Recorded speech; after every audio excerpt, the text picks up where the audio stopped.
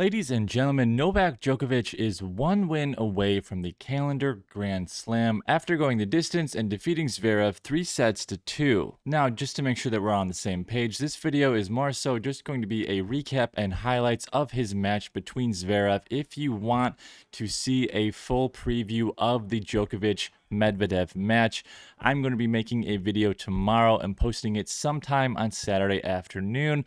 So if you want to be sure to see that, make sure to subscribe. As I just mentioned, Djokovic did end up going the distance to defeat the number 4 in the world, Zverev, where he ended up beating him in the 5th set fairly handily. Granted, it took him a minute, but I will say that the match as a whole, although it did end up going the distance, seemed like a fairly short match, at least for Djokovic is concerned, as it ended up only going around 3.5-ish hours, give or take, which I think is going to be a good thing that I will talk about a little bit more in depth in tomorrow's video in the preview versus Medvedev. And as far as going the distance is concerned for Novak Djokovic, this was his first match that he ended up needing to go the distance for in this year's US Open. In his previous 5 matches, he ended up going 4 sets in 4 of them, and then only one of those matches was completed in straight sets. So it does kind of make sense that he went the distance against his highest ranked opponent, Zverev, who is number 4 in the world. Another thing to note is that Djokovic did actually lose his first set, and if you've been watching any of his matches in the US Open, he's actually dropped his first set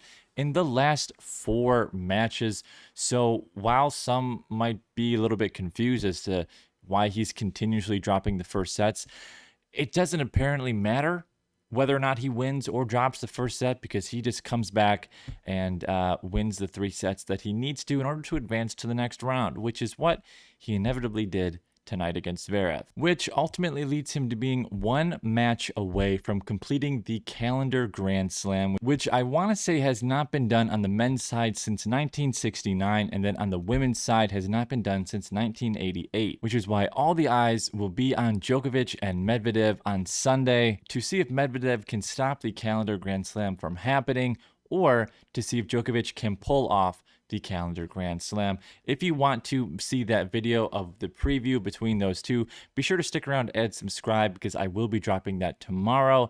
Thank you guys for watching. If you liked the video, feel free to give it a thumbs up. For more sports videos, feel free to subscribe. And as always, I'll see you guys next video.